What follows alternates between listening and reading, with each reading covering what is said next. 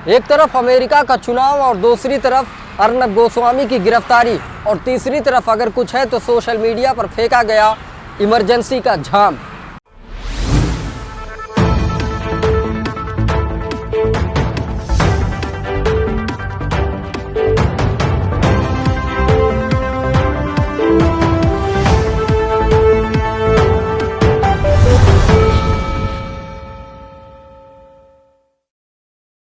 नमस्कार, मैं शोएब गाजी और आप देख रहे हैं ऑपरेशन ऑल आउट।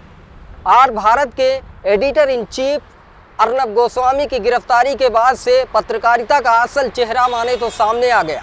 पत्रकारिता पार्टी या पार्टी पत्रकार, इस चीज़ को समझने बैठेंगे तो आपको दाल में काला नहीं बल्कि पूरी दाल ही काली नजर आने लगेगी। 90 के दशक से पहले पत्रकारिता मिशन थी।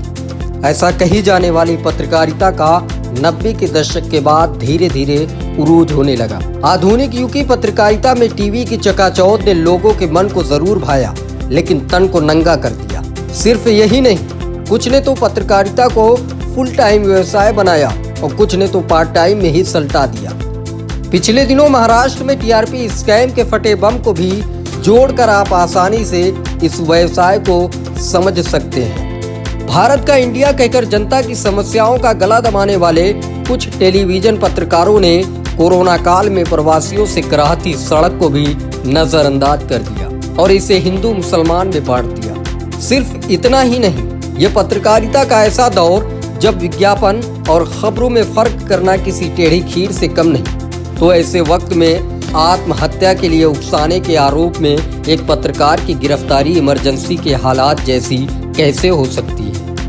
देखिए, आपका सवाल बहुत गंभीर है और अर्नब की गिरफ्तारी के ऊपर जो लोग कह रहे हैं कि इमरजेंसी जैसा माहौल है, आपातकाल जैसा माहौल है, मेरे ख्याल में ये केंद्र की मोदी सरकार के ऊपर सवाल उठा रहे हैं। इस वक्त देश में केंद्र की मोदी सरकार बहुत ताकतवर सरकार है। इसके साथ एक बात तो मानना पड़ेगी, अर्नब की गिरफ्तारी से जुड़े हुए 3-4 बिंदु ऐसे हैं जिसे सब लोग मान रहे हैं। एक बात को सब लोग मान रहे हैं, जो अर्नब के फैन हुआ करते थे, जो उनकी खबरें देखा करते थे, उसके ऊपर विश्वास किया करते थे, वो लोग भी ये कह रहे हैं कि इधर 5-7 महीने से अर्नब गोस्वामी पत्रकार नहीं थे।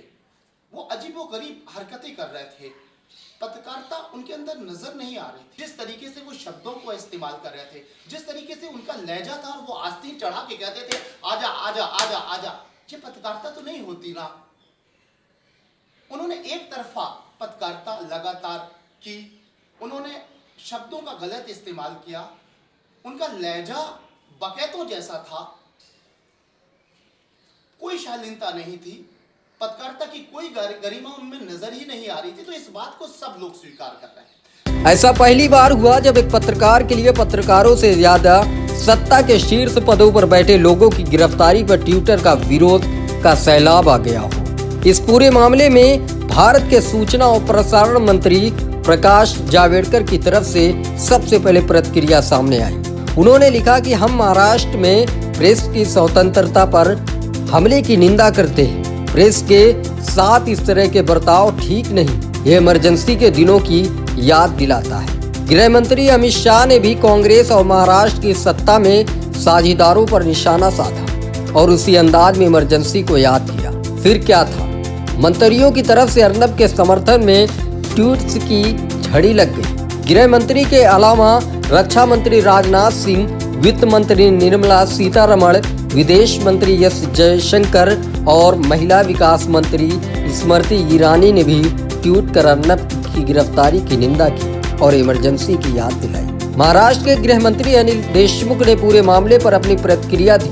उन्होंने कहा कि इस पूरे मामले में सरकार का कोई लेना देना नहीं है, पुलिस अपना काम कर रही है, कानून से ऊपर कोई नहीं है, मुंबई पुलिस कानून के मुताबिक ही काम करेगी। टेलीविजन स्क्रीन से निकलते हर एक शब्द हमलावर हो, हर एक शब्द में पार्टी बनकर काम करने की बू आ रही हो, बिन सर पैर के मुद्दे हो, आग उगलते लफ्जों का कारोबार हो, तो ऐसे वक्त में गिरफ्तारी इमरजेंसी से ज़्यादा निजी खुन्नस से ज़रूर याद दिलाती है। कैमरामैन आमिर अंसारी के साथ मैं शोएब गाजी।